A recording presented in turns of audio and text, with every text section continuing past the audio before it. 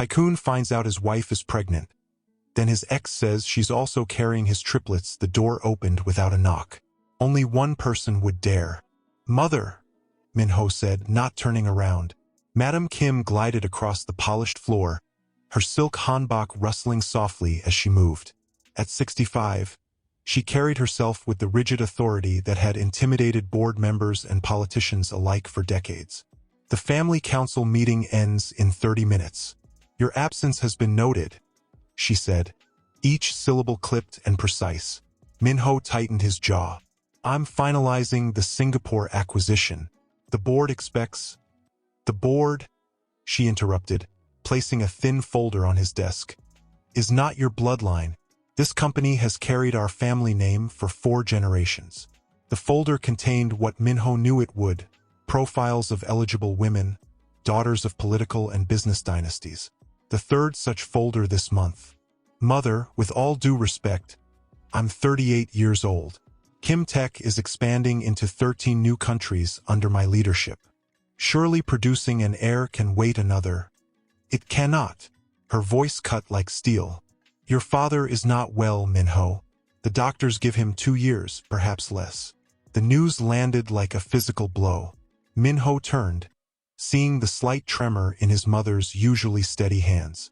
"Father is ill? Why wasn't I informed immediately?" "Because you would have canceled your meetings in Tokyo. The company needs you focused." Minho crossed to the bar and poured 2 glasses of whiskey, offering one to his mother. To his surprise, she accepted. "Your grandfather built this company from nothing after the war," she said, staring into the amber liquid. "Your father expanded it across Asia. You've taken it global. But what is an empire without a legacy?" The weight of 4 generations pressed down on Minho's shoulders. He thought of his father, stern but fair, a man who had never once complained about the burden he carried. "The board meeting next quarter," his mother continued, sipping the whiskey with unexpected ease. "Your father wishes to announce succession plans. A wife by spring, an heir within 2 years. And if I refuse?" His mother set down her glass. "Then your cousin Junho's son becomes heir presumptive. The boy is 14 and already shows remarkable business acumen." The threat was clear. Everything Minho had built could slip through his fingers. "The first profile," his mother said, tapping the folder with a perfectly manicured nail. "Seo Jian. Her father chairs the National Assembly's Finance Committee. Harvard MBA. Managed their family foundation for 5 years. Speaks 4 languages." Minho picked up the photograph. The woman was beautiful in a classical way, with intelligent eyes that seemed to assess him even from the glossy paper. "I've scheduled dinner for this Friday." Minho wanted to resist, to rage against this ancient practice of arranged marriages disguised as business networking. But the image of his father, weakening while still maintaining his stoic facade, quieted his objections. "Very well, mother. I'll meet her." Madam Kim nodded once, victory secured without celebration. As she reached the door, she paused. "Minho, I know you think me harsh, but one day, when your own child continues what you've built, you'll understand. Everything I do is for our family's legacy." When the door closed behind her, Minho returned to the window. The city lights now sparkled in the darkness, countless smaller empires rising and falling beneath his gaze. He pressed his forehead against the cool glass. As the maitre d' escorted him to the table, Minho mentally rehearsed the evening ahead. He had researched Seo Jian thoroughly, her academic achievements at Seoul National University before Harvard, her charity work focusing on educational access, her impeccable family connections. On paper, she was flawless. The door opened and she entered. The photograph hadn't done her justice. Jian wore a simple navy dress that spoke of quiet confidence rather than desperate display. Her hair fell in a straight black curtain to her shoulders, and she carried herself with the poise of someone who had never needed to demand respect. It simply arrived before she did. Minho stood, bowing slightly. "Ms. Seo, it's a pleasure to meet you." "Likewise, Mr. Kim." Her voice was lower than he expected, melodic but firm. "Though I believe we've actually met before." Minho raised an eyebrow. "Have we?" Yale NUS Conference 2018. You spoke about blockchain integration in traditional banking.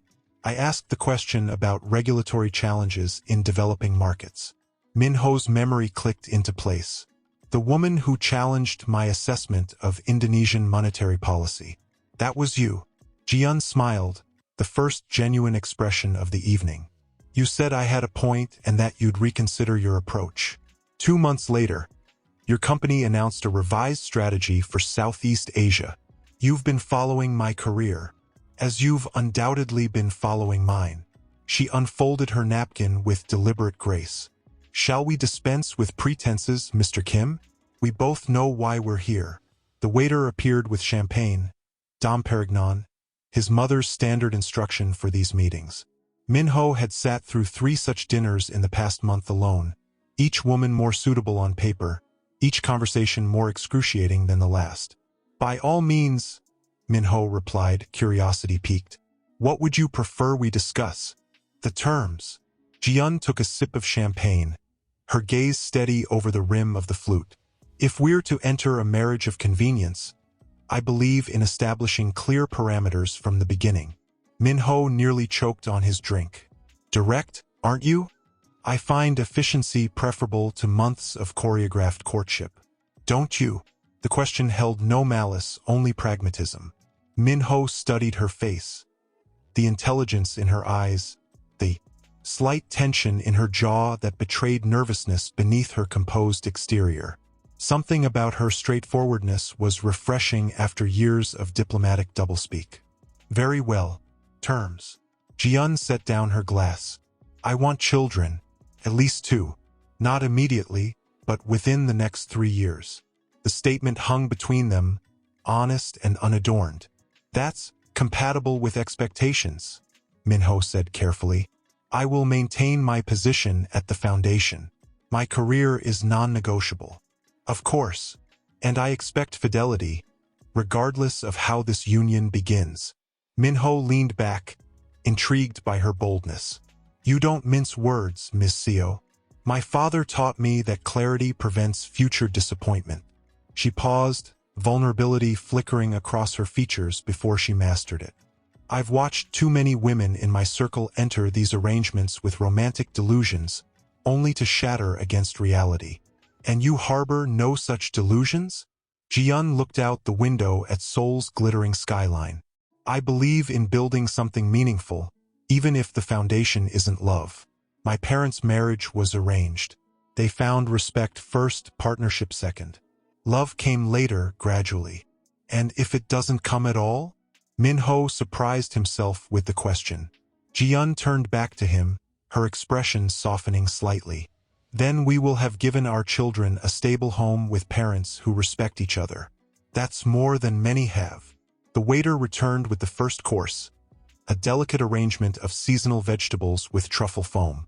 They ate in silence for a moment, the weight of life-altering decisions settling around them.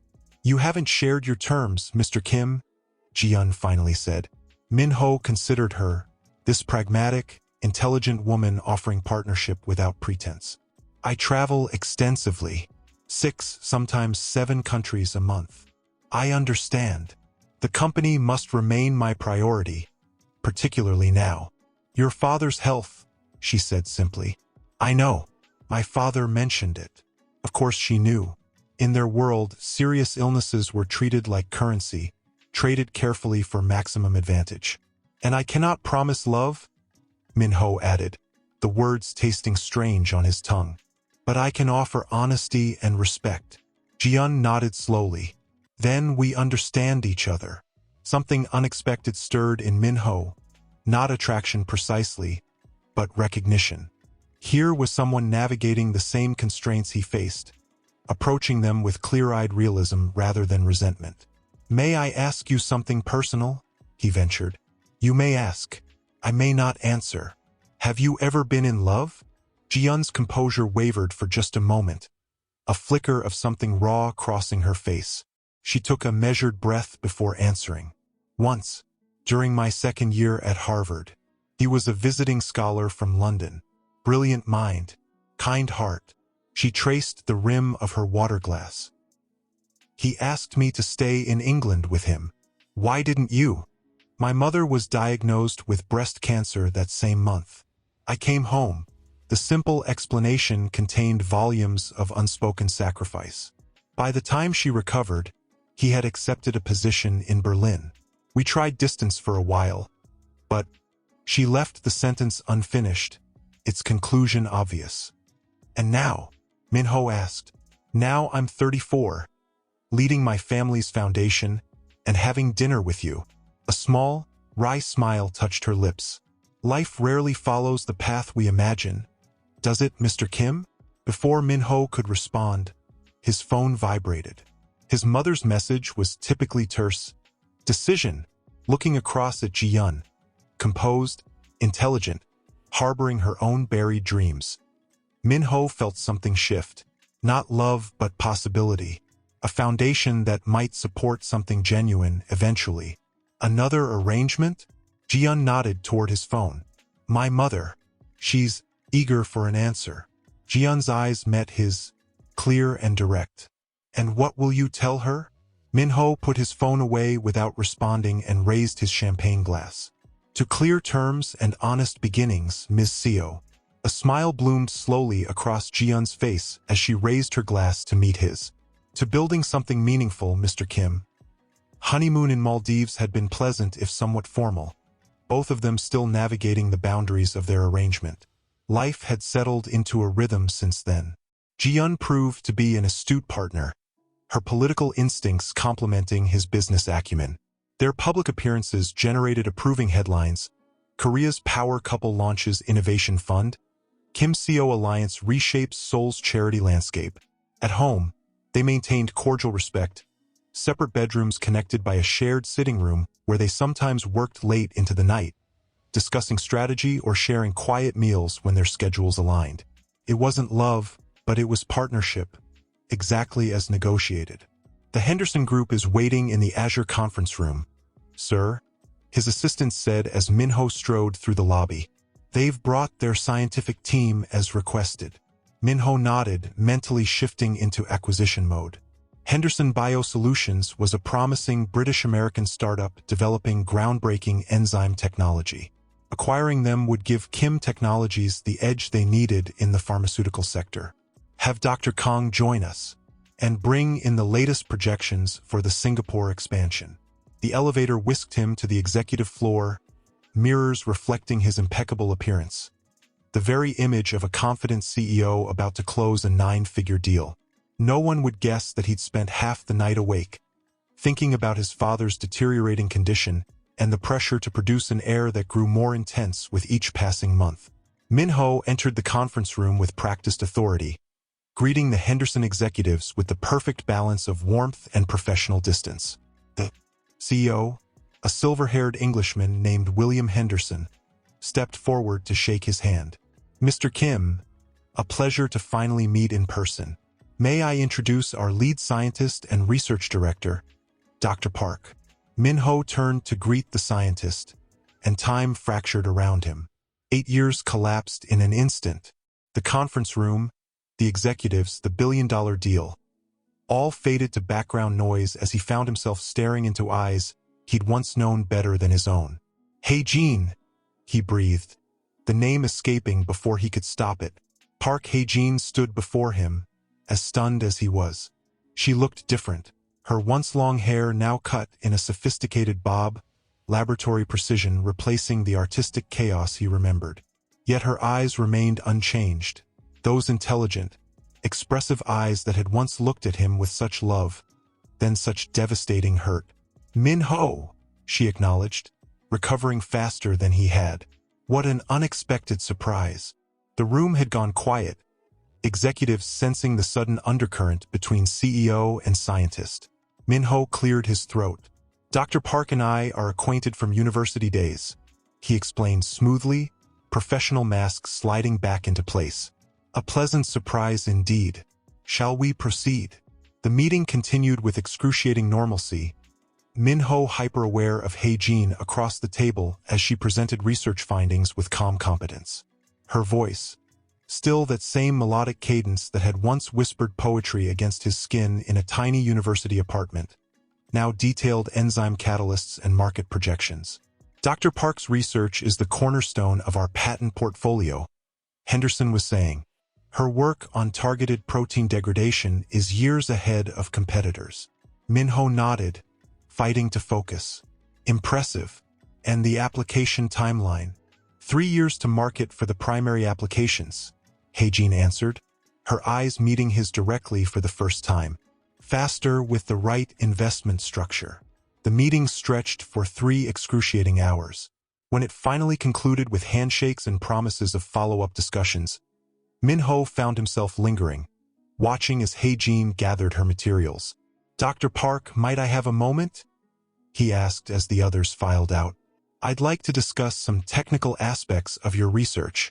When they were alone, silence expanded between them like a living thing.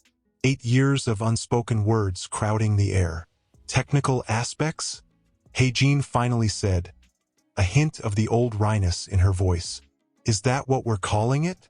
Minho exhaled slowly. "I didn't know you would be here." Clearly, she closed her laptop with a decisive click. "Congratulations on your marriage." The coverage was extensive. "Heijin, don't," she interrupted, raising a hand. "We're professionals now. This is a business meeting, not a reunion." Minho studied her face, searching for traces of the passionate art student who had once covered his apartment with paintings, who had dreamed of revolutionizing medical research through bioart. The woman before him now was polished, contained, success evident in her bearing. "You disappeared," he said quietly. "One day you were there, the next." "I received the Cambridge Fellowship," she replied, her voice tight. "We discussed it. I got on a plane. It's hardly disappearing. Without saying goodbye. Without answering my calls for months." Something flashed in her eyes. Old pain, quickly masked. "Ancient history now, isn't it? You've built your empire. I've built my research. We both got what we wanted." The bitterness in her voice struck him like a physical blow. "Did we?" The question escaped before he could censor it. Heijin's professional composure wavered for just a moment, vulnerability showing through the cracks. She looked away, toward the window where Seoul's skyline stretched before them.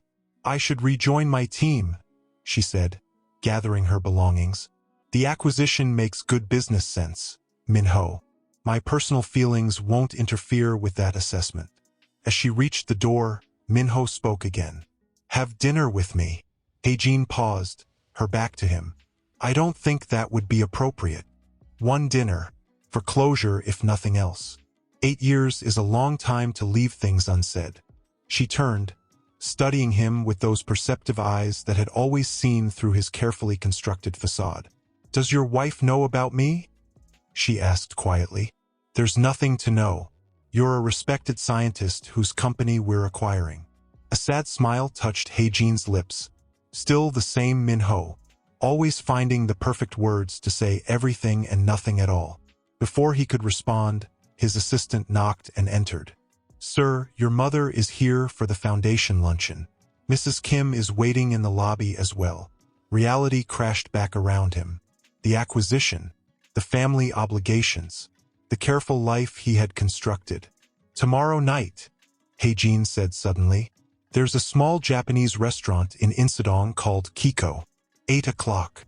She walked to the door, then paused, looking back at him. "For closure, as you said. Nothing more." After she left, Minho stood motionless, staring at the space she had occupied.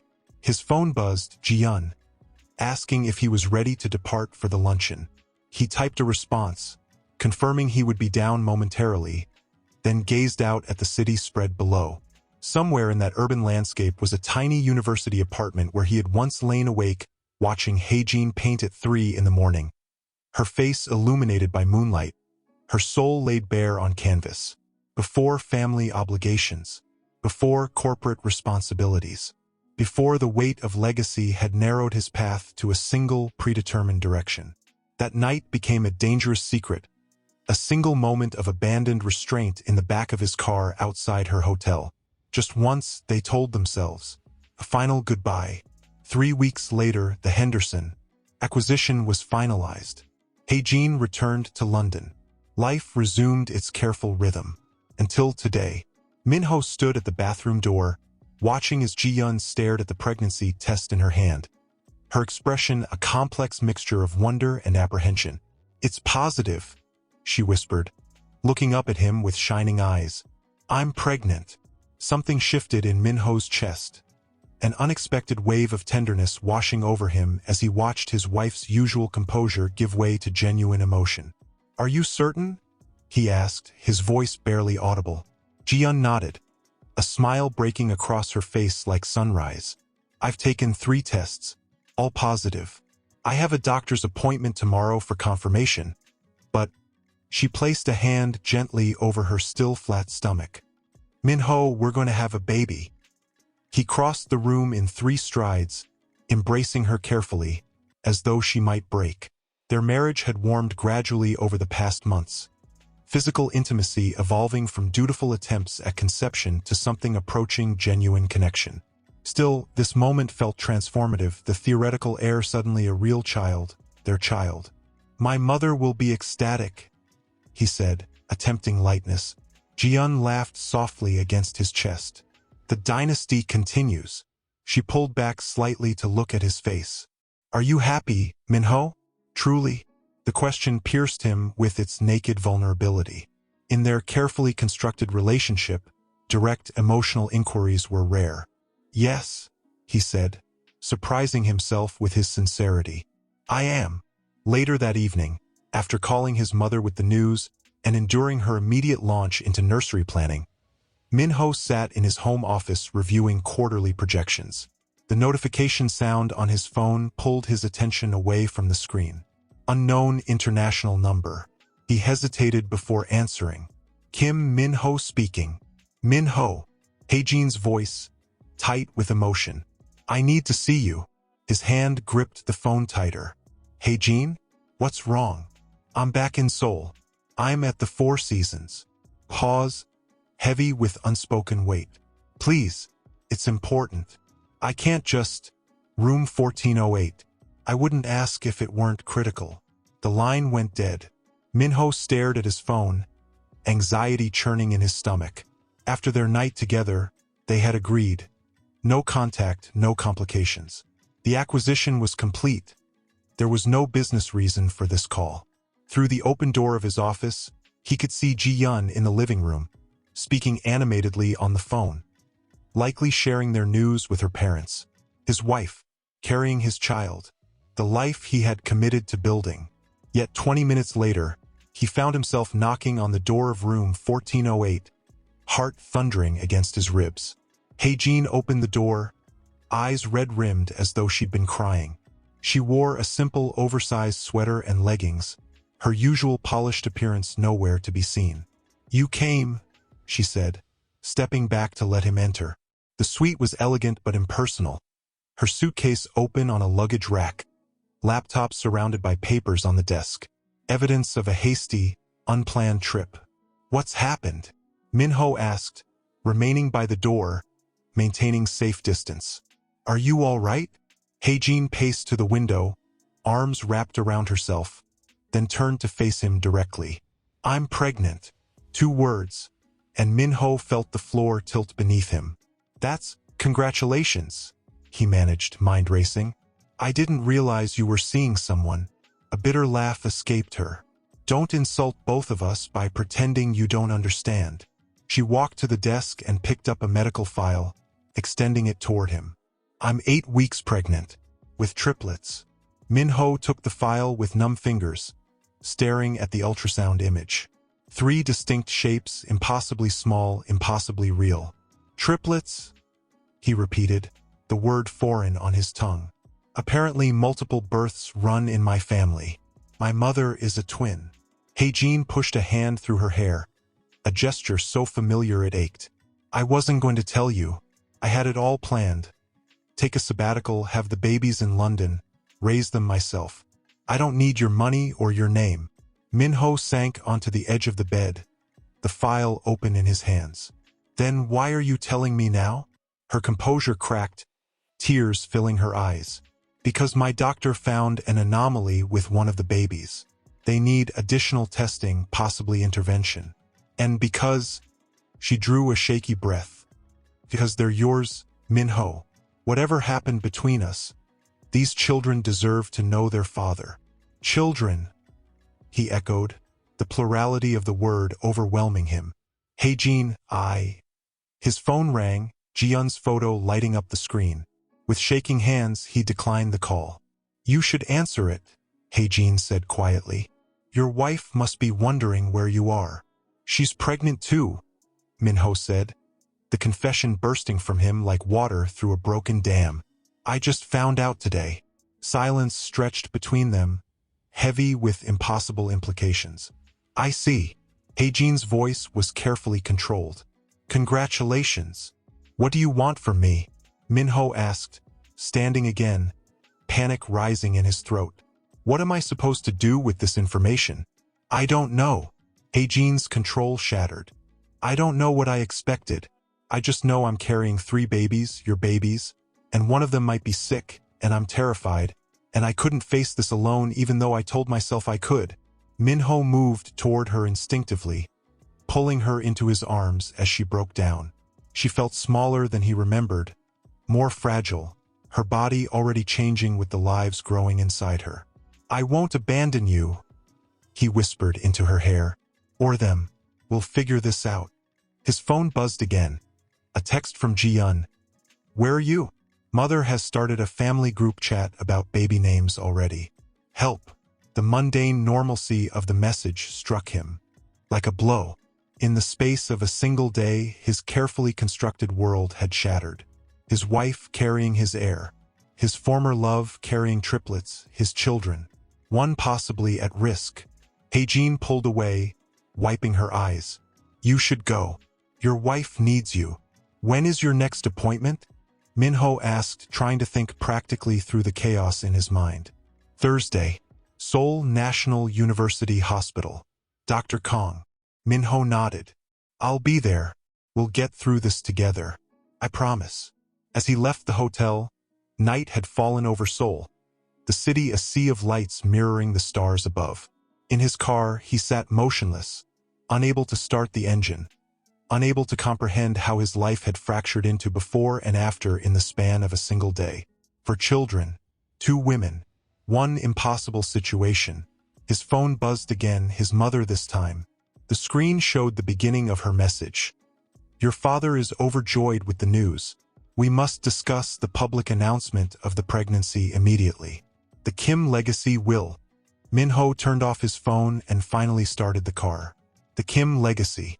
For innocent lives who didn't ask to be born into this complexity. Ji-yeon, who had entered their marriage with clear, honest terms that he had now irreparably violated. As he drove toward home, toward his pregnant wife and the life he had pledged to honor, Min-ho realized that for all his business acumen, for all his strategic brilliance, he had no plan for what came next. There you are, she said, looking up with a smile that made his guilt sharpen to a knife point. Emergency at the office? The lie came easily. Unexpected issue with the Singapore expansion. Nothing serious. Ji-yeon nodded, accepting his explanation without question, the trust in her eyes unbearable. Your mother has sent 17 messages about naming traditions. Apparently, your grandfather's name must be incorporated somehow. Min-ho forced himself to sit beside her, to look at the screen she tilted toward him. Names. His child with Ji-yeon would need a name. His children with Hae-jin would need names. The surreality of it threatened to swallow him whole. Min-ho, Ji-yeon touched his arm. Are you all right? You seem distant. He met her eyes, intelligent, perceptive eyes that had always seen more than he intended to reveal. In that moment, Min-ho nearly confessed everything, the truth burning his throat like acid. Instead, he placed his hand over hers, over the flat stomach that cradled their child. Just overwhelmed, he said, the half-truth bitter on his tongue. It's becoming real now. Her expression softened. For me too. A vulnerability entered her voice that he rarely heard. I never expected to feel this way. I thought I could approach motherhood with the same pragmatism I bring to everything else. But I already love this baby," she whispered, as though admitting a weakness. "It terrifies me how much I love someone I haven't even met." The genuine emotion in her voice cracked something in Minho's chest. Jiyeon, always controlled, always strategic, was allowing herself this raw honesty with him. Their arrangement had evolved into something neither had anticipated. Not a grand passion, but a deepening partnership edged with genuine affection. And he had betrayed it. "You'll be an extraordinary mother," he said. The truth of this statement, the only solid ground he could find. She leaned her head against his shoulder, a rare gesture of physical affection outside their bedroom. "And you? How do you feel about becoming a father?" The question struck him with its new, terrible complexity. Father to four. Unprepared, he admitted honestly, but committed. As Jiyeon drifted to sleep that night, Minho lay awake, staring at the ceiling, mind racing through impossible scenarios. Thursday loomed like a precipice. The appointment with Haejin's doctor, where he would hear his triplets' heartbeats for the first time, learn what threat faced one of them. Meanwhile, the company expected him in Beijing on Friday, and Jiyeon had scheduled their first official prenatal visit for next Monday. How many plates could he keep spinning before they all came crashing down? Thursday arrived with merciless speed. Minho sat in his office, calendar cleared for a fictional, strategic planning session. Watching the minutes tick toward Haejin's appointment, his assistant knocked lightly on the door. "Sir, Mrs. Kim is here to see you." Minho's heart stopped. "Jiyeon, show her in." His wife entered, elegant in a charcoal dress that betrayed no hint of her condition, still invisible to the outside world. Her expression, however, carried an unusual tension. "This is a surprise," Minho said, rising to greet her. Jiyeon placed her bag on a chair. "I had lunch with the foundation board nearby. I thought I'd stop by rather than message." She paused, studying his face. "You've been preoccupied the past few days." Not a question, but a statement of fact. Jiyeon had always been observant. "The Henderson integration is proving more complex than anticipated," he replied, the lie now practiced. "I see." She opened her bag, removing a small envelope. "I picked up something on my way here." Inside was a tiny pair of knitted booties, impossibly small and perfect. Minho stared at them, reality and fantasy colliding in his mind. "The doctor confirmed the pregnancy this morning," Jiyeon said, her voice soft with wonder. "I couldn't wait until tonight to tell you. We're officially expecting Minho." He looked up at her glowing face, at the genuine happiness there, and felt himself fracture further. This woman deserved better than what he was about to do to her. "That's wonderful news," he managed, forcing warmth into his voice. "I wish I could celebrate properly, but I have an unavoidable meeting in 30 minutes. Disappointment flickered across Jiyeon's face before her practiced social mask slid back into place. "Of course, we'll celebrate tonight." She leaned forward, pressing a light kiss to his cheek. "Don't work too late. I've asked Mrs. Park to prepare a special dinner." When she left, Minho slumped into his chair, the tiny booties still in his hand. 20 minutes later, he was in his car, driving toward Seoul National University Hospital, the booties tucked into his pocket like contraband. Dr. Kang's office was austere, the woman herself equally so, middle-aged, direct, with an efficiency Minho would have appreciated under different circumstances. "Mr. Kim," she acknowledged with a slight bow. "Dr. Park explained your situation." Minho nodded stiffly, hyper-aware of Haejin sitting rigid beside him. They hadn't spoken since he arrived, tension crackling between them. "Let's proceed with the ultrasound," Dr. Kang continued. "Dr. Park, if you'll prepare, please." As Haejin disappeared behind a privacy screen to change, Minho stood awkwardly, a billionaire CEO reduced to uncertainty in this sterile medical environment. When Haejin emerged in a hospital gown and settled on the examination table, he moved to stand beside her instinctively. "You can hold her hand if you wish," Dr. Kang said matter-of-factly, preparing the ultrasound equipment. This may be emotional for both of you. Hae-jin looked up at him, vulnerability naked in her eyes. Min-ho took her hand, their fingers intertwining with familiar ease. The cold gel on Hae-jin's still flat stomach. The pressure of the ultrasound wand. And then the sound. Rapid, rhythmic like galloping horses. 3 distinct heartbeats, Dr. Kong confirmed, turning the monitor for them to see. Triplets, as we suspected.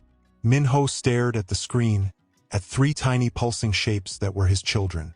His vision blurred with unexpected tears. And the anomaly? Hae-jin asked, her grip on Min-ho's hand tightening. Dr. Kong indicated one of the shapes. Baby C has what appears to be a cardiac irregularity. Not uncommon in multiple pregnancies, but something we need to monitor closely. She pointed to various measurements on the screen.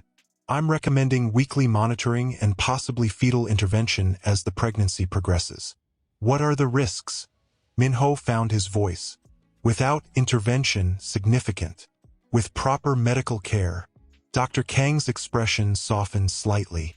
Good outcomes are certainly possible, Mr. Kim. But this pregnancy will be high risk regardless. Multiple births always are. As Dr. Kong continued her explanation of treatment options and precautions, Min-ho felt the weight of responsibility settle onto his shoulders. These were his children, all 4 of them, dependent on his actions, his decisions. After the appointment, they sat in the hospital cafe, 2 cups of tea growing cold between them. I'll move back to Seoul, Hae-jin finally said, breaking the silence. Dr. Kong is the best fetal specialist in Asia. The babies need her. Min-ho nodded. I'll arrange everything. An apartment, medical care, whatever you need. I can afford my own apartment, she replied, pride stiffening her spine. I don't need your charity. This isn't charity, Hae-jin. These are my children too. He leaned forward, lowering his voice. Let me be clear. I will support you and the triplets in every way possible. Financially, emotionally, practically. I want to be their father. A real father, present in their lives. And how exactly will that work with your wife and other child? The question held no malice, only tired pragmatism. Min-ho had asked himself this question constantly for days, finding no satisfactory answer. I don't know yet, but I know I can't abandon any of my children. Or you. Hae-jin's eyes searched his face. You haven't told her, have you? Not yet. Will you? The million-dollar question with no good answer. Tell Ji-yeon and destroy their marriage, the careful partnership they had built, potentially causing her stress that could harm their baby? Or keep this devastating secret, building their future on a foundation of lies? I don't know, he admitted, the words heavy with defeat. Hae-jin reached across the table, touching his hand briefly. You always had all the answers, Min-ho. The perfect plan for everything. A sad smile touched her lips. Welcome to the messy reality the rest of us live in. As they parted in the hospital parking lot, Hae-jin handed him a small plastic card. The ultrasound images. There are 4 copies, 1 for each of us, and 1 for each grandparent set, if that ever becomes possible. Min-ho stared at the card, at the 3 distinct shapes that were now irrevocably part of his life. I have my next appointment on Tuesday, Hae-jin said. You don't have to come to all of them. I'll be there, he replied without hesitation. As he watched her walk away, Min-ho realized that for the first time in his life, he was operating without a strategic plan. No flowchart could navigate the path ahead. No business model could optimize the outcome. For children, 2 women, 1 impossible choice. The doctor says everything looks perfect, Ji-yeon continued, setting down her glass. 12 weeks before we should announce publicly, but we need to tell our parents sooner. Her hand moved unconsciously to her stomach. Your mother will be insufferable, of course, but in the best way. Min-ho nodded, forcing a smile. She's already redecorating the nursery wing at the family estate. As if we'd move in there, Ji-yeon laughed, then caught herself. We won't, will we? I know tradition dictates. No, Min-ho interrupted firmly. This is our family. We make our own decisions. Relief softened Ji-yeon's features. Thank you. She hesitated, then added, "I've been thinking about stepping back from the foundation temporarily after the baby comes. Not permanently, just, I want to be present for the early months." The confession clearly cost her something, this woman who had built her identity around her professional accomplishments. Now, choosing to prioritize motherhood. The genuineness of her transformation made Minho's deception feel even more grotesque. "The foundation can manage without you for a while," he said gently. "Our child deserves your brilliance up close." Jiyeon smiled, vulnerability radiating from her in waves. "I never imagined I would want this so much. When we agreed to marry, I thought of children as a necessary step, an obligation to fulfill." She reached for his hand across the table. "But now, I'm happy, Minho, truly happy." The weight of his secret pressed against his chest like a stone. He squeezed her hand, unable to form words around the lump in his throat. "Are you happy?" she asked, echoing her question from days ago, a lifetime ago, before his world had splintered into impossible fragments. Minho looked at her. This remarkable woman who had entered his life through calculation but was now woven into his future through choice, and told her the only truth he could. "I want to be worthy of the family we're creating." It wasn't an answer, not really. But Jiyeon accepted it with a nod, as though hearing what she needed in his carefully chosen words. Later that night, as she slept peacefully beside him, Minho slipped from their bed and into his home office. He unlocked the hidden safe behind his desk. Not the official one containing business documents, but a smaller, secondary safe known only to him. Inside, he placed the ultrasound card from Hae-jin, next to the few tangible memories he had kept of their relationship over the years. A weathered concert ticket, a handwritten formula on Kyoto University letterhead, a dried cherry blossom pressed between glass.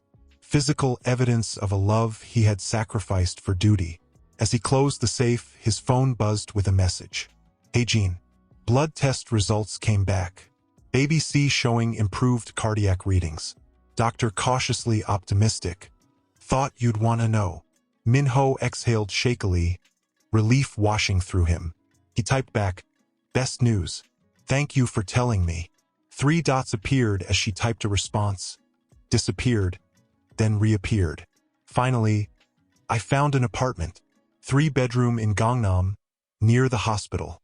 Moving in next week." He hesitated, then replied, "Send me the details. I'll have security upgraded before you move in." This time, her response came quickly, always trying to control everything. "Some things can't be controlled, Minho." Before he could reply, another message arrived. "Good night. Take care of yourself. This isn't sustainable." She was right, of course.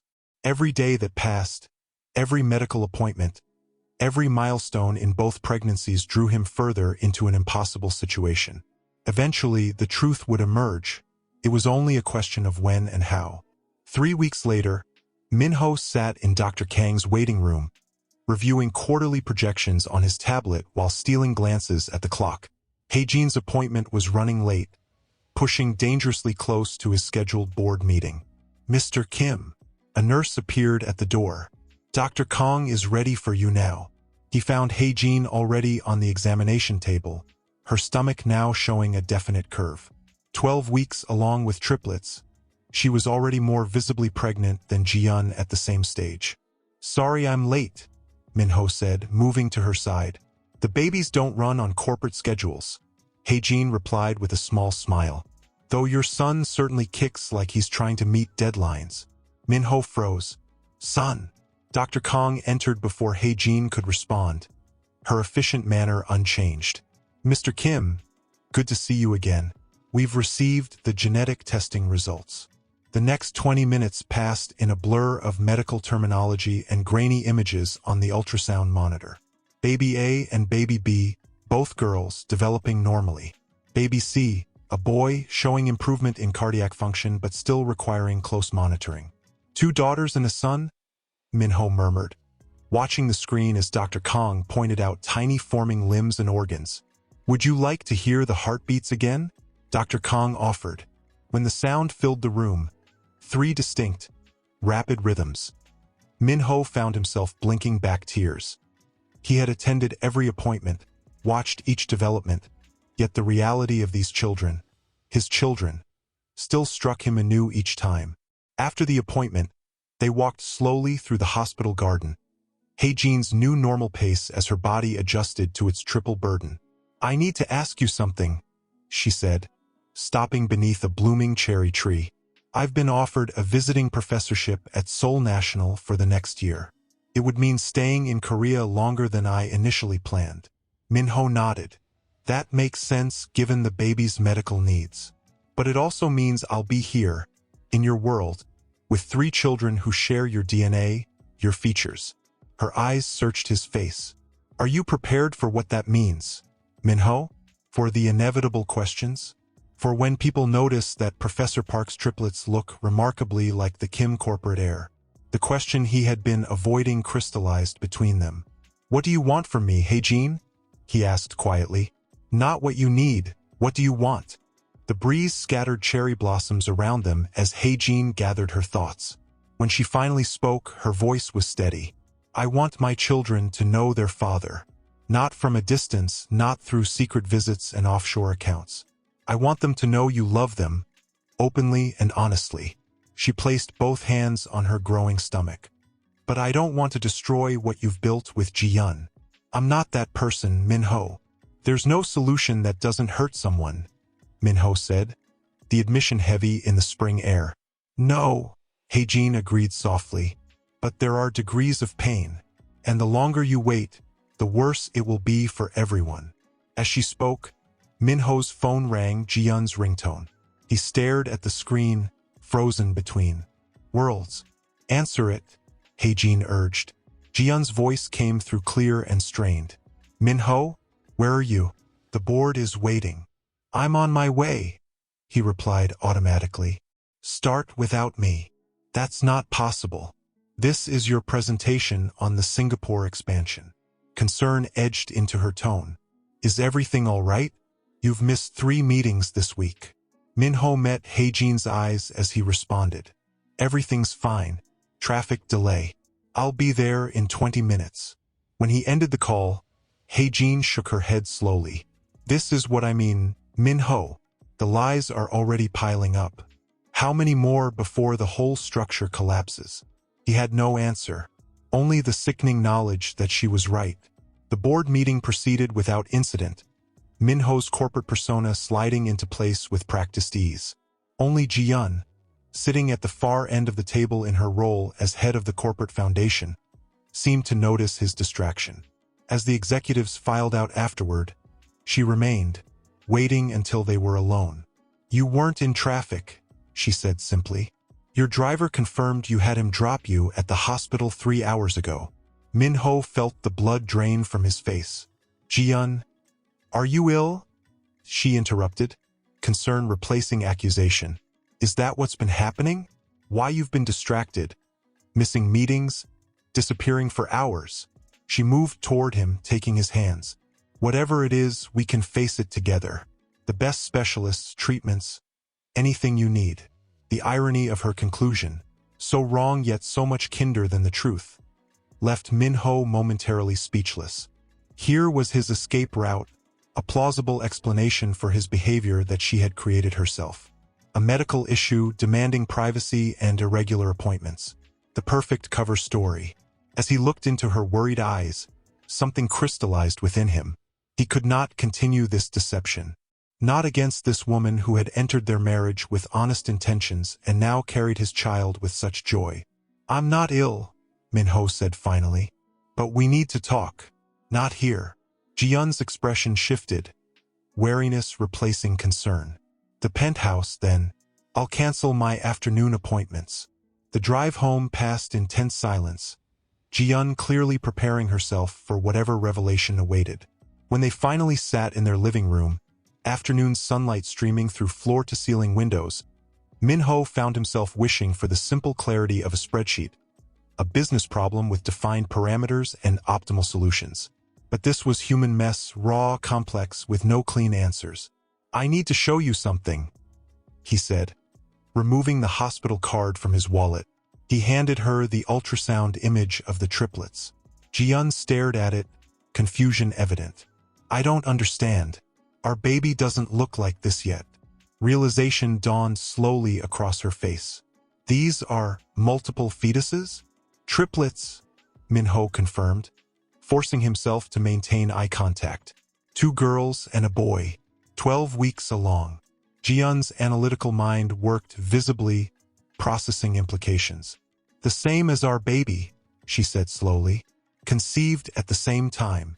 Min-ho nodded, unable to speak. And the mother?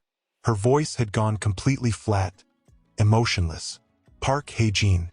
We were together years ago, before my father's illness. It ended when I returned to take over the company. The words tumbled out now, unstoppable. The Henderson acquisition brought her back to Seoul temporarily. We met once, the night before our pregnancy announcement. I never intended. Once was enough, Ji-yeon interrupted, her gaze dropping to the ultrasound image still in her hands. 3 tiny lives, irrefutable evidence of betrayal.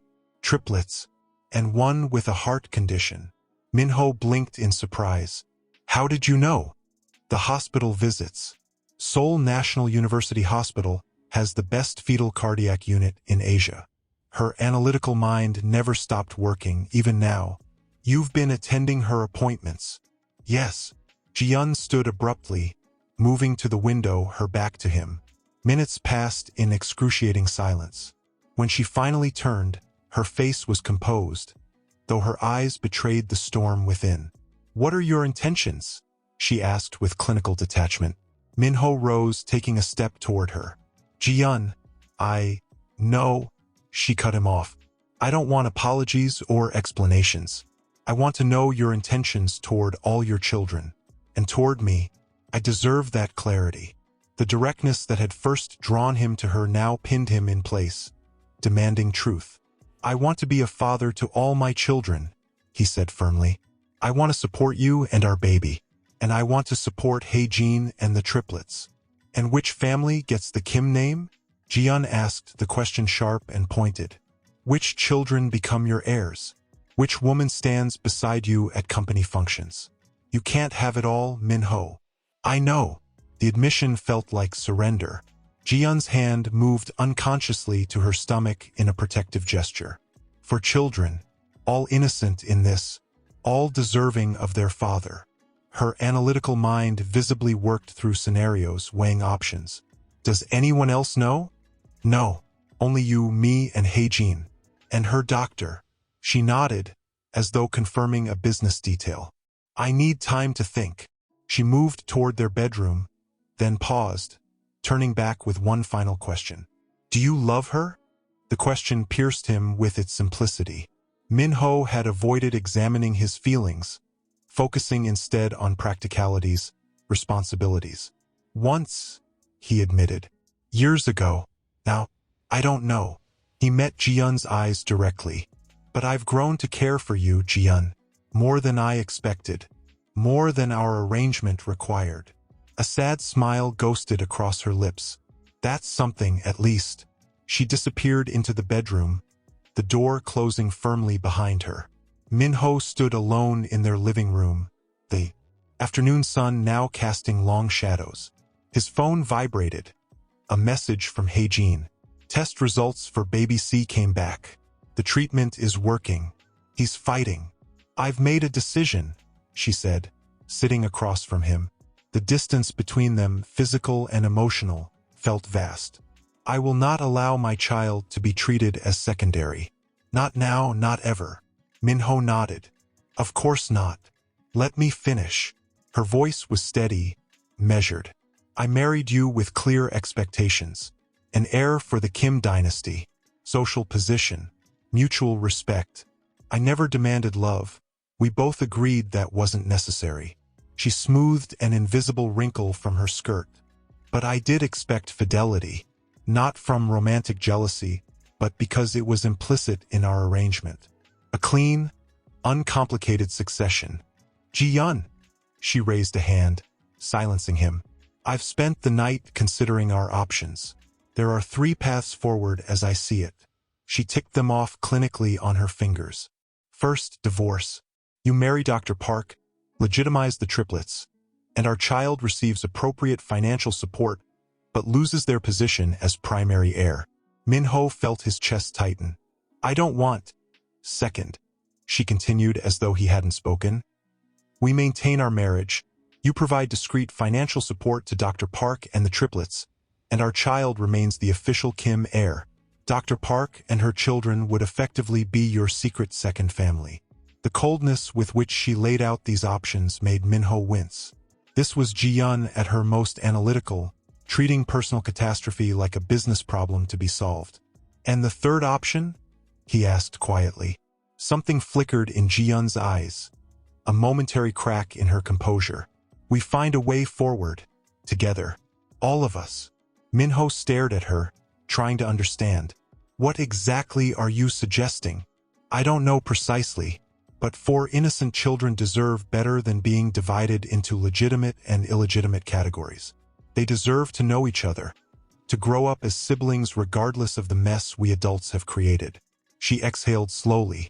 I need to meet her. Meet Hae-jin? Why? Because if we're going to create some unconventional solution to this situation, I need to know who I'm dealing with. Not just your former lover or the mother of your other children, but as a person. Ji-yeon's professional detachment finally cracked, revealing the hurt beneath. You've put me in an impossible position, Min-ho. The least you can do is allow me to gather all relevant information before deciding how to proceed. Min-ho nodded slowly. When? Today. Neutral ground. She stood, gathering her bag. Set it up. I'll clear my afternoon. At the door, she paused. And Min-ho? I'm doing this for our child. Not for you. Don't mistake pragmatism for forgiveness. The private room at the Palace Hotel tea lounge vibrated with tension. Min-ho sat between the two women, feeling like a defendant awaiting sentence. Hae-jin had arrived first, visibly pregnant now in a loose silk dress, her anxiety evident in the way she kept tucking her hair behind her ear, a nervous habit he remembered from their university days. Ji-yeon entered precisely on time, her slender figure showing no outward sign of pregnancy yet, her expression carefully neutral as introductions were made. Thank you for agreeing to meet, Ji-yeon said after the server had delivered tea and departed, closing the door behind her. Hae-jin nodded. I believe it's necessary. She glanced at Min-ho. Though I didn't expect it so soon. I don't see the benefit in delay, Ji-yeon replied, pouring tea with steady hands. We have a situation that affects multiple lives. Best to address it directly. Min-ho watched as the two brilliant women assessed each other. In another context, they might have been colleagues, perhaps even friends, both accomplished, both intense in their own ways. Now, they were bound by an impossible triangle. I want to be clear, Hae-jin said finally. I never intended to disrupt your marriage. When I discovered the pregnancy, my first instinct was to handle it alone. I only told Min-ho because of the medical complications. Ji-yeon's gaze was penetrating. And now? What do you want from this situation? Hae-jin met her eyes directly. I want my children to know their father. I want them to have his name, his protection. She placed a hand on her rounded stomach. But I don't want to destroy another family to create mine. Admirable, Ji-yeon said, her tone making it unclear whether she was sincere or sarcastic. And impractical. The moment the triplets are born with the Kim features, speculation will begin. Especially with Min-ho attending medical appointments, supporting you financially. I haven't accepted financial support, Hae-jin clarified quickly. But you will, Ji-yeon stated matter-of-factly. 3 children, 1 with medical needs, an academic salary. You'd be foolish not to, and you don't strike me as foolish, Dr. Park. Min-ho cleared his throat. Perhaps I should. Be quiet, Min-ho. Both women said simultaneously, then exchanged startled glances at their synchronicity. A ghost of a smile touched Ji-yeon's lips. At least we agree on something. He means well, Hae-jin said with surprising gentleness. But this conversation needs to happen between us. Ji-yeon nodded, studying Hae-jin with new interest. You loved him before. It wasn't a question, but Hae-jin answered anyway. Yes, very much. And now, Hae-jin's gaze flickered to Min-ho, then back to Ji-yeon. It's complicated. There's history, shared memories, and now shared children. She hesitated, then asked, "Do you love him?" The directness of the question seemed to surprise Ji-yeon. She took a careful sip of tea before responding. "We didn't marry for love. We married for compatibility, mutual goals." She looked at Min-ho. "But yes, in my own way, I've grown to care for him." The admission hung in the air.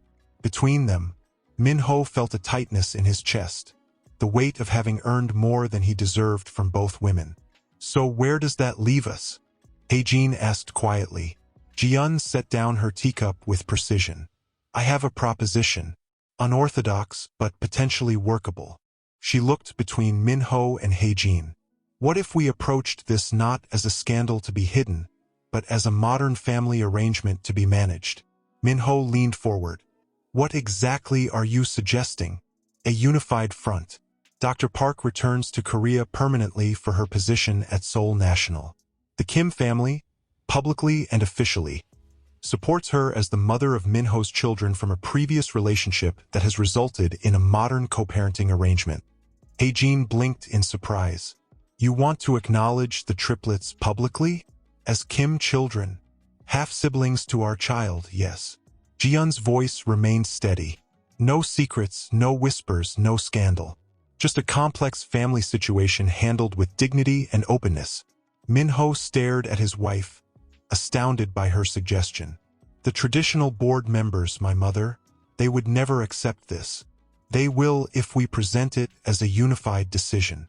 Ji-yeon's gaze hardened. "We control the narrative or the narrative will control us.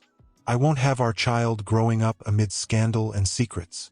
"It could work," Hae-jin said slowly, considering. "Academically, I've already accepted the position at Seoul National. The triplets would have proper medical care here." She looked at Ji-yeon with new respect. "But how would this work day to day? Practically?" Ji-yeon folded her hands on the table. "We develop a formal co-parenting arrangement. Legal recognition of all 4 children as Kim heirs, with appropriate financial trusts and inheritance structures. Min-ho divides his time appropriately between households. We coordinate family events, holidays, education decisions." Her voice finally revealed a hint of emotion. "All children grow up knowing each other as siblings, regardless of their mother's relationships with their father." Min-ho found his voice. "And you would accept this arrangement? Truly?" Ji-yeon turned to him, her expression resolute. "I'm a pragmatist, Min-ho. The alternatives are worse for everyone, especially the children." She paused, vulnerability briefly visible. "But there would be conditions, non-negotiable ones." "Such as?" Hae-jin asked. "Our child is born first, chronologically, and maintains primary position in the family succession. The company goes to them, should they want it." Ji-yeon's tone left no room for debate. "The triplets receive equal financial inheritance, education, opportunities, but Kim Industries remains with my child." Min-ho nodded slowly. "And personally?" Ji-yeon's mask slipped slightly, revealing the hurt beneath her pragmatic exterior. "Discretion, respect, no more lies." She looked directly at him. "You made vows to me, Min-ho. If we proceed with this arrangement, I expect those vows to be honored going forward, regardless of how you divide your time." The implication was clear. No romantic relationship with Hae-jin. Min-ho glanced at Hae-jin, trying to gauge her reaction. Hae-jin nodded slowly. "I can accept those terms. My priority is my children's well-being. They deserve their father's name, his presence in their lives." She looked at Ji-yeon with unexpected gentleness. "And they deserve to know their sibling." The tension in the room shifted subtly, not disappeared, but transformed into something more constructive. 3 adults, bound by circumstance, attempting to build something workable from the wreckage of conventional expectations. "Then we are agreed in principle," Ji-yeon said, ever the executive. "I'll have my lawyer draft the necessary documents." Min-ho shook his head in amazement. You're both extraordinary women. I don't deserve either of you. No, you don't, Ji-yeon agreed, a hint of her old sharpness returning. But these children deserve better than the alternatives. She stood, gathering her bag. Dr. Park, I'll have my office contact yours to arrange the next meeting. We have many details to work through. As she moved to leave, Hae-jin spoke up. Ji-yeon, thank you. This is not what I expected. Ji-yeon paused at the door. Don't thank me yet. We're attempting something nearly impossible. A flicker of vulnerability crossed her face. And I make no promises about how I'll feel once all our children are born. But I will try. When the door closed behind her, Min-ho turned to Hae-jin, still processing what had just transpired. She's remarkable, Hae-jin said quietly. I see why you married her. Min-ho nodded. She sees problems as puzzles to be solved, not disasters to be endured. He reached hesitantly for Hae-jin's hand. Are you truly comfortable with this arrangement? Hae-jin squeezed his fingers briefly before withdrawing her hand.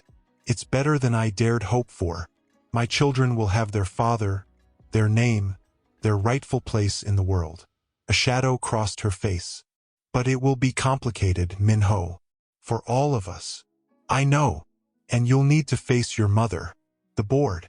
Korean society is not exactly progressive about these matters. The thought made Min-ho wince. His mother, with her obsession with propriety and dynasty, would be horrified. The conservative board members might question his judgment. The press would have a field day. We'll face it together, he said firmly. All of us. As they left the hotel separately, maintaining discretion until the formal arrangements were in place, Min-ho felt something he hadn't experienced since this chaos began. Hope. Not optimism exactly, but a glimmer of possibility that this impossible situation might yield something unexpected. For children who would know their father. Two extraordinary women willing to forge an unconventional path for the sake of innocence. His phone buzzed as he reached his car. Ji-yeon. My mother is visiting this weekend. We tell her first, then yours. Be prepared. This won't be easy. Before he could respond, a second message arrived from Hae-jin. Baby C kicked during the meeting. The strongest yet. He's a fighter, Min-ho. Like his father will need to be in the days ahead. Min-ho looked up at the Seoul skyline, the Kim Industries Tower dominating the vista. For generations, the Kim family had built their legacy on tradition, on following the established path. Now he was about to shatter those traditions, to forge something new from the fragments of convention. For children, two women, one unprecedented family, the road ahead would be difficult, painful, filled with judgment and obstacles. But for the first time since that fateful ultrasound, Min-ho felt equal to the challenge. Not because he deserved redemption, but because those children, all of them, deserved his very best effort. He texted Ji-yeon back, I'll be home early. We'll prepare together. Then to Hae-jin. He gets that from both of us. Rest well.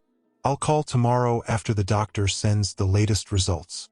3 children, she finally said, her voice dangerously quiet. With your former relationship, while your wife carries the Kim heir. Min-ho met his mother's gaze steadily. Yes, triplets. 2 boys and a girl. And you propose to acknowledge them? Publicly? The teacup clinked as she set it down with precise control. Have you completely lost your mind? Ji-yeon, seated beside Min-ho on the sofa, straightened her spine. It was my suggestion, Mother Kim. Sumin's eyes narrowed as she turned to her daughter-in-law. Impossible. No woman of your background would suggest such humiliation. It's not humiliation if we control the narrative, Ji-yeon replied calmly. It's a modern family arrangement. Thousands of families worldwide successfully navigate blended family situations. Not Kim families, Sumin snapped. Not families with our position, our heritage. She turned back to Min-ho, her disappointment palpable. Your father would be ashamed. The words struck Min-ho like a physical blow. His father, gone 5 years now, had been his idol, principled, strict, but ultimately fair. Father valued responsibility above all, he said quietly. These children are my responsibility. Your responsibility is to your wife, your legitimate heir, the family name. His mother's composure finally cracked. Do you understand what this will do to our standing? The board will question your judgment. Investors will whisper. Our business partners in China, in Japan, they value tradition, propriety. Times change, mother, Minho said, trying to keep his voice level. And for innocent children shouldn't suffer because of my mistakes. For innocent. Sumin broke off, turning to Ji-yun with sudden suspicion. You're truly accepting this? Another woman's children sharing the Kim name with your child? Or has my son coerced you somehow? Ji-yun's expression remained composed, though Minho could sense her tension from the slight tightening of her fingers on her knee. I proposed the arrangement, Mother Kim, after careful consideration of all alternatives. Alternatives? Sumin echoed bitterly. Such as my son fulfilling his basic marital obligations? She stood abruptly, pacing to the window that overlooked the carefully manicured garden. Who is she? This woman.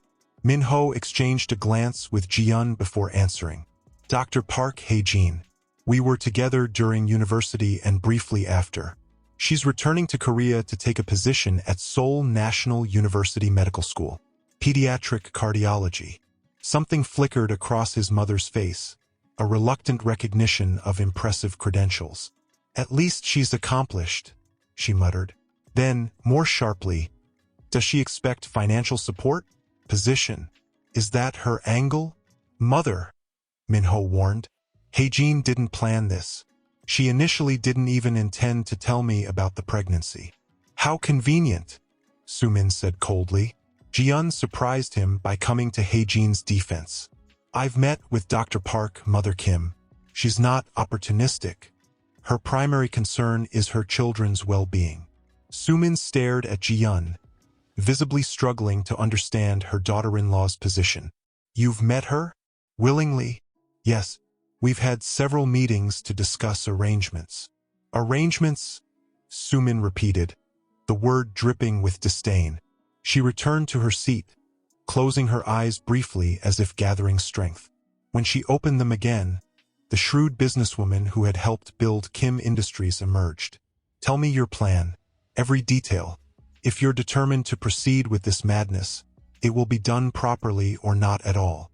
3 hours later, as they drove away from the Kim family compound, Ji-yun finally allowed herself to slump slightly in her seat. That went better than expected. Minho shot her an incredulous look.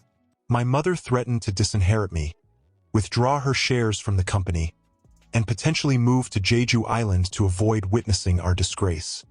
But by the end, she was outlining media strategy and sketching family organizational charts. Ji-yun pointed out. Your mother is like you. She processes shock through planning. Once she started planning, we'd won. Minho shook his head in amazement. How are you so calm about all this? Anyone else would be screaming, throwing things. Ji-yun stared out the window at the passing cityscape. Oh, I did that. The night after you told me. When you were sleeping on the sofa, I shattered an entire set of crystal in the guest bathroom. She turned to him with a hint of her old sharpness. I had it replaced before you woke. I prefer my breakdowns to be private. The admission stunned Minho. I didn't know. You weren't meant to. She sighed. Minho, I'm not superhuman. This situation is painful, humiliating at times. But I refuse to let emotion dictate strategy. Minho reached across the console to take her hand. To his surprise, she didn't pull away. I don't deserve your strength. No, you don't, she agreed matter-of-factly. But our child does. And frankly, so do those triplets. They didn't ask to be born into this complexity.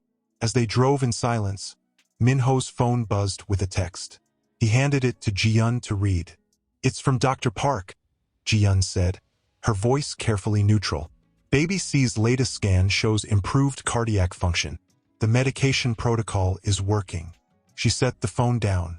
That's good news. Minho nodded, his throat tight with emotion. The cardiologist was concerned about the right ventricle development. I know. I read the medical reports you left on your desk. At his surprised look, Ji-yeon shrugged. Knowledge is power, Min-ho. I won't navigate this situation blindfolded. The realization that Ji-yeon had been quietly studying the triplets' medical information touched him deeply. For all her talk of pragmatism, she was already, in her own way, looking out for all 4 children. The Kim Industries executive boardroom fell silent as Min-ho concluded his presentation. 12 pairs of eyes, belonging to some of Korea's most powerful business leaders, stared back at him with expressions ranging from shock to calculation to outright disapproval. So, Chairman Yoon, the eldest board member and his father's oldest friend, finally broke the silence. You are informing us, not asking, that you will publicly acknowledge 3 additional children, born outside your marriage, and incorporate them into the Kim family structure. Min-ho met the older man's gaze steadily. Yes, Chairman, with my wife's full support and cooperation. All eyes shifted to Ji-yeon, 7 months pregnant now and radiating composed authority despite her condition. The arrangement has my complete endorsement, she confirmed. In fact, much of the structural framework was my design. Chairman Yoon's bushy eyebrows rose. Indeed, and what of succession? The Kim Industries' legacy. Our child, Ji-yeon answered without hesitation, one protective hand resting on her rounded stomach, will remain primary heir to Kim Industries. This is non-negotiable and legally documented. Dr. Park's children will have appropriate financial provisions and opportunities within subsidiary companies should they demonstrate interest and aptitude. Vice Chairman Park, the most progressive of the board members, leaned forward. And Dr. Park herself? What role will she play in this arrangement? None in the business, Min-ho clarified. Dr. Park is a distinguished physician taking up a position at Seoul National. Her focus is her medical career and her children's well-being. How convenient for her, muttered one of the older board members. Min-ho felt his temper flare. Dr. Park did not seek this situation. If you're looking for someone to blame, that would be me. Ji-yeon placed a calming hand on his arm. We're not here to assign blame, she said smoothly. We're here to inform the board of a family development that may generate public interest, and to outline our management strategy for that interest. Executive Director Kim Sung-ho, Min-ho's cousin and occasional rival, spoke up. The publicity could damage investor confidence. Traditional investors, particularly in Japan and China, may see this as evidence of moral flexibility. Or they might see it as evidence of ethical responsibility and modern family values, countered Vice Chairman Park. Times are changing. Young investors particularly value authenticity and responsible leadership over traditional appearances. The debate continued for nearly 2 hours, with various board members raising concerns, proposing alternatives, or reluctantly acknowledging the inevitability of the situation. Throughout, Min-ho marveled at Ji-yeon's composure as she addressed each point with precise, thoughtful responses. She had clearly anticipated every objection, prepared for every scenario. Finally, Chairman Yoon sighed heavily. It seems you have thought this through thoroughly. While I, and likely others, have personal reservations from a business perspective, your strategy appears sound. He fixed Min-ho with a stern gaze. But understand this. Any hint of instability, any public discord between the households, will reflect poorly on this company and could necessitate leadership changes. The threat was clear. Make this work or lose everything. Min-ho nodded. Understood, Chairman. As the meeting concluded and board members filed out, some avoiding eye contact while others offered stiff nods of acknowledgement, Min-ho's cousin, Sung-ho, approached. Bold move, he said, his tone making it unclear whether this was compliment or criticism. Father is having fits about it. Says it's the end of proper Kim tradition. Some traditions deserve reconsideration, Min-ho replied carefully. Sung-ho studied him thoughtfully. For children, Min-ho. For potential heirs to contend with one day. A calculating smile spread across his face. Could make future family meetings rather interesting, don't you think? The implied threat wasn't subtle. Sung-ho had always positioned his own children as potential alternatives in the Kim succession. Family division would only serve his ambitions. All four will be raised to support each other, not compete, Minho stated firmly. Sung-ho laughed. How idealistic. We'll see how long that lasts. He nodded respectfully to Ji-yun before departing. Congratulations on your impressive management of an impossible situation, cousin-in-law. When they were alone in the boardroom, Ji-yun finally allowed herself to sink into a chair. Your cousin is already plotting how to use this against us in the future. I know, Minho agreed, loosening his tie, but that's a problem for another day. Ji-yun winced suddenly, placing a hand on her stomach. What's wrong? Minho asked, immediately concerned. Nothing, just practicing. She took his hand and placed it on her belly where strong kicks could be felt. Future CEO making their presence known. The moment of connection was interrupted by Minho's phone ringing. Hae-jin's ringtone. His eyes met Ji-yun's, asking silent permission. Answer it, she said simply. Hae-jin, is everything okay? Minho listened, his expression shifting from concern to shock. How far apart are the contractions? Yes, I'll meet you there. Don't drive yourself, call. He paused, listening.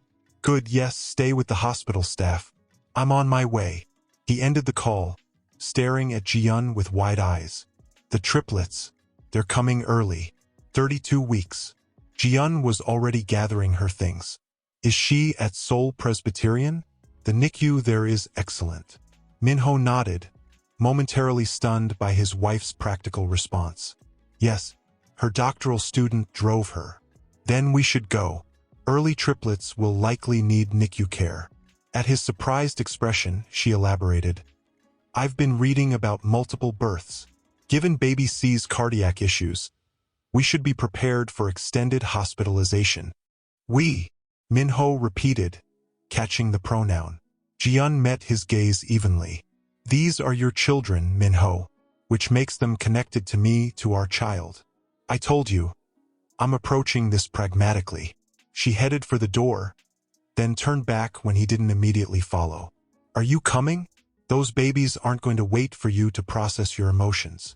As they hurried to the hospital, Minho felt a dizzying convergence of fear, excitement, and disbelief. The triplets weren't due for another 8 weeks. Baby C's heart might not be ready.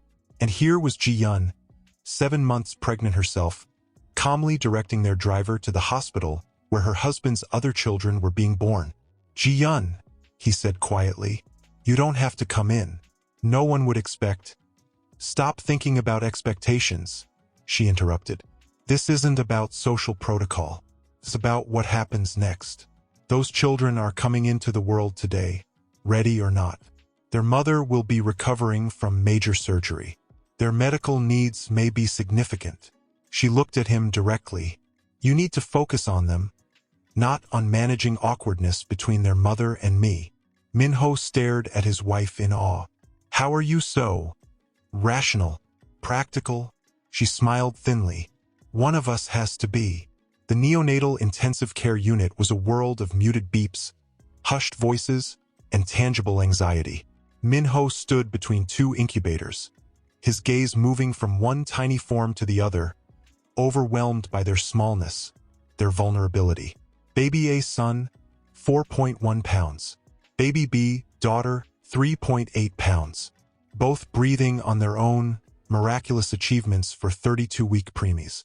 Baby C, son, 3.5 pounds, remained in surgery, his tiny heart requiring immediate intervention to place a temporary shunt. The procedure was routine for the pediatric cardiac team, the neonatologist had assured him, but the words did little to ease Minho's terror. They're beautiful, came Hae-jin's weak voice from the wheelchair beside him. Still pale from her emergency C-section 2 hours earlier, she had insisted on being brought to the NICU as soon as she was stable. So perfect. Minho knelt beside her wheelchair, taking her hand. You did amazing. They're here because of your strength. Hae-jin's eyes filled with tears. Baby C is in the best hands, Minho assured her, trying to project confidence he didn't feel. The surgical team is top tier. I should be there with him, she whispered, maternal instinct warring with physical limitation. You will be, as soon as he's out of surgery. Minho squeezed her hand. But you need to recover too. These three will need their mother at full strength. A soft knock on the NICU door drew their attention. Through the window, Minho saw Ji-yun standing in the corridor, her expression unreadable. His heart lurched at the collision of his two worlds. Hae-jin followed his gaze, her eyes widening slightly. She came. Minho nodded. She insisted. But I can ask her to wait elsewhere if you're not comfortable. To his surprise, Hae-jin shook her head. No, let her in. If we're going to make this unconventional family work, it starts now. When Ji-yun entered, the air in the room seemed to shift. She approached cautiously, her own pregnancy now visibly prominent in contrast to Hae-jin's post-delivery state. Dr. Park, she said formally, how are you feeling? Like I've been split in half, Hae-jin replied with unexpected candor. But they're worth it. She gestured to the incubators. Would you like to see them? The invitation hung in the air, monumental in its significance. Ji-yun hesitated only briefly before nodding. As she approached the incubators, Minho held his breath, watching his wife encounter his other children for the first time.